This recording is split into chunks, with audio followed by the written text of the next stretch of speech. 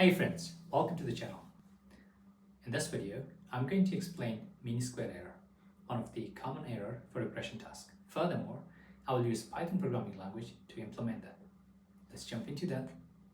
So last time we talked about neural networks, but now the question is, how do they actually learn? So that's where the concept of loss function come in. So before we move on to more technical explanation of loss function, I'm just going to tell you what are we going to do today. First, I'm going to explain to you what a loss function is with pen and paper, a simple example, of course, for a smaller data set. And then I'll be taking you to my laptop and I'll explain to you how do we use how do we implement a loss function using a Python library called NumPy. So before even we start, let me just give you a simple example. Forget about all this math that you see on the screen. So imagine you're baking cookies and the recipe says that 10 minutes in the oven is the perfect time that you can cook your cookies. So now consider that two different scenarios. If you take your cookies out of the oven at 8 minutes, they're undercooked. And if you let them for 2 more minutes, which is 12 minutes, they're burned. So now the loss is nothing but the difference between the time that you left your cookie in the oven and the perfect time that the recipe says, which is 10 minutes. So in both the cases, those are 2 minutes. So that's actually the difference between the time that you've left your cookies in the oven and the perfect time that you can cook the best and the perfect cookies. So I hope you have you now have a basic understanding of what a loss or a difference means. So now let's just move on to a more technical explanation of the loss function. And we're going to use a math formula, which you can see on the screen, which is actually the formula for the mean square error, one of the common loss function that we are using for a regression problem. Note that as we are solving different sort of problems with machine learning algorithms, we need to choose a proportionate loss function as well. Otherwise, we're not going to get the result that we are expecting from the network that we are trying to solve a problem with. So now you see the formula here on the screen is the formula for a mean squared error. Here we have L is equal to 1 by n of sigma yi minus yi height. Then we have to square them because once you find the difference between the actual y and the projected y, some values might be negative, and the square is just to get rid of the negative value. So the way I'm just going to explain to you the different components of this formula. So here yi is the actual value or the actual output that we have, and then we have the y hat, which is the y predicted or the prediction that is made by the machine learning model.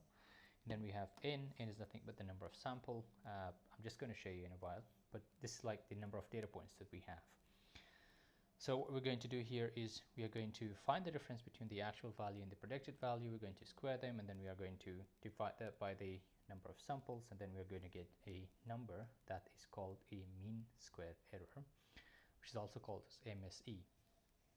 So let's just play with a toy data set that we have here.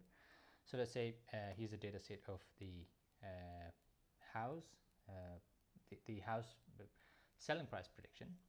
That, for example, you have, so there are different features. Consider that there are plenty of X features that based on those all X features, you have a actual value or the actual price of the house, and then the predicted price that the model has predicted for you after looking at all the features that you have.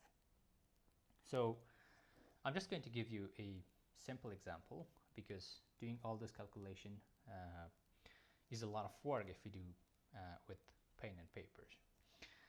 So based on this formula, first what we're going to do is we're finding the difference between the y actual and the y predicted. So we have the y actual here for the first data point.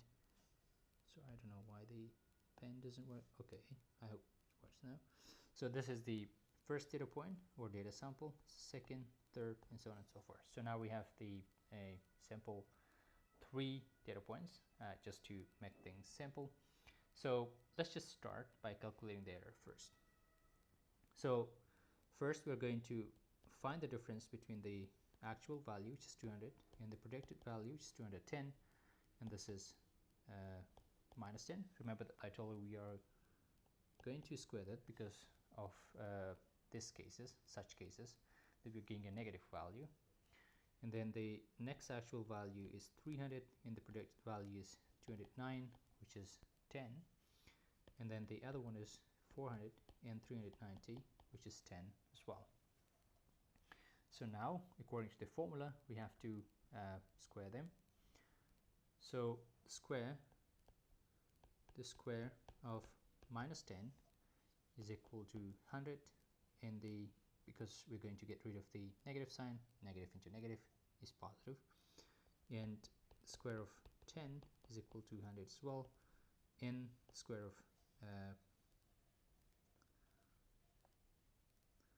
square of this 10, of course, is equal to 100. And then according to the formula that we have, we are going to find the MSE. So L is, so we actually have done this part. We have found the difference between the y actual and y predicted, and then we have squared that. Now the thing we're going to do is we're going to sum them all up, that sigma notation, which is nothing but summing them all up from I is equal to 1 all the way to n. We have to sum them all up, which is 100 plus 100 n 100 divided by the number of samples. In this case we have 3. So this is going to be 100, because this is 300 divided by 3 is equal to 100. So now the MSE is equal to 100. Note that MSE is nothing but the difference between the actual value that we have and the predicted value that's made by the model. So now, once we have the MSE, or the mean squared error, what's next? So now that we have the number, this is actually the feedback signal that network uses to get better, because the goal here is to make a model or train a model that is getting the least error and giving you the closest prediction to the actual value. So now once we have this number of MSE, we use the back propagation algorithm to calculate the gradient of L with respect to the weights, so that we have to find out that in a neural network, which is the network of, let's say, hundreds and thousands of other neurons, which neuron or which weight is making the biggest contributions in this error. And then we use this algorithm called an optimization algorithms. We are trying to sort of use an algorithm called gradient descent to change the value of the weight so that we get the least error in the predicted layer of the network. Or in other words, we are going to adjust the values of weight in different networks of the layer, so that the difference between the y actual and the y predicted, in our case MSE, should be the least number, because that's actually what we want.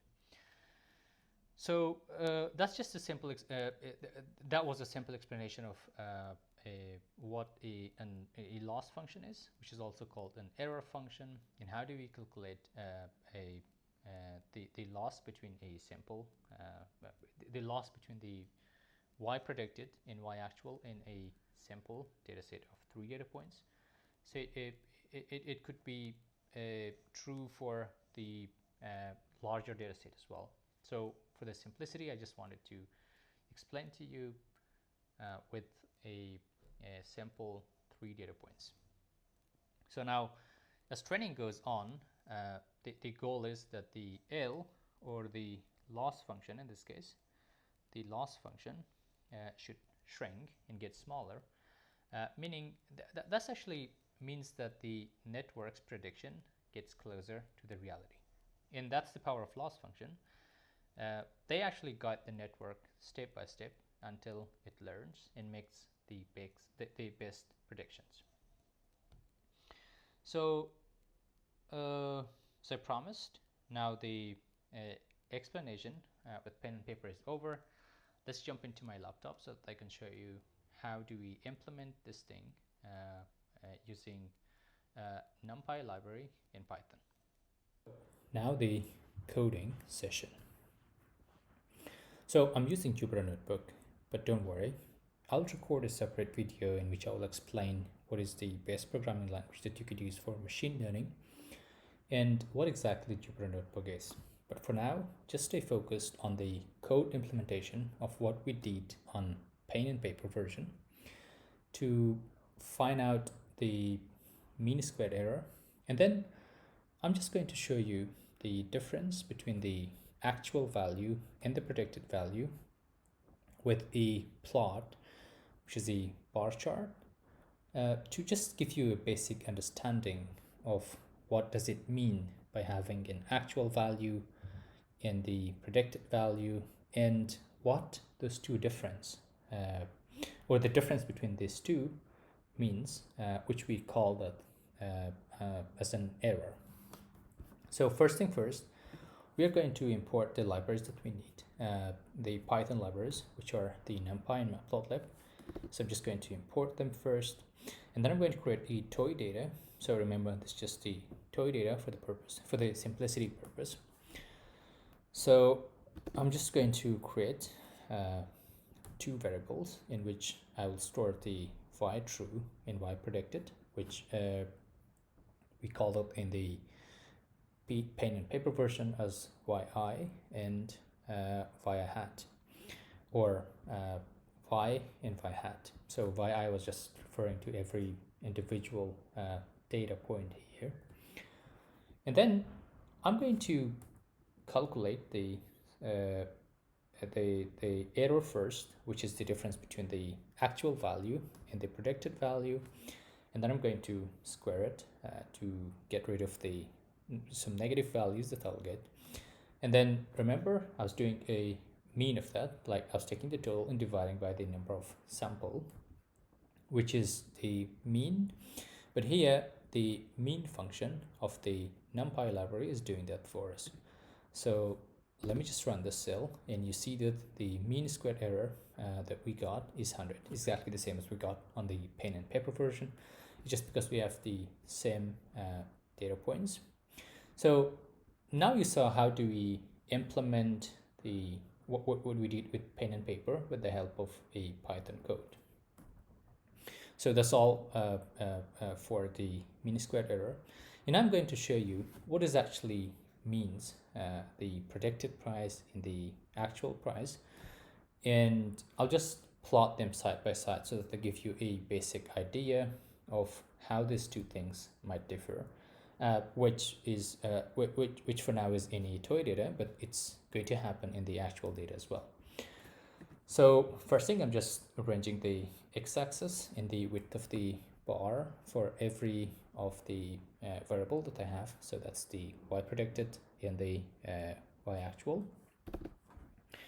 And the next thing I'm going to do is I'm just going to plot these two things side by side. So notice here what I'm doing here is I'm just going to left one to the shift one to the left and one to the right, but still they are side by side to show you the difference, the exact difference between them. So this is just some putting a label on y-axis, on x-axis, and also putting a label for the chart or the bar, the graph itself. And then I'm going to show that bar chart. So let's just see what is the output of this code. And you can see that this is a plot of the actual data and the predicted data, as you can see from the legend here. And you can see that the actual data is shown with the blue color and the predicted data is shown with an orange color. And you see the difference here, that the difference that you see here is actually the difference between the predicted and the actual data. And you see that they are sort of symmetric, because for the toy data, what we calculate is the MSE, or the mean squared error, between the actual and the predicted, or all 100. So it's just for the purpose of simplicity, but it's not going to happen for the actual data, of course. So for the purpose of fun, I'm just going to plot the mean squared error as well, but it really doesn't have any use here, but it's just for the fun purpose if you want to do that. So that's it. I just wanted to show you the pen and paper implementation of what we did in the previous session with the Python code.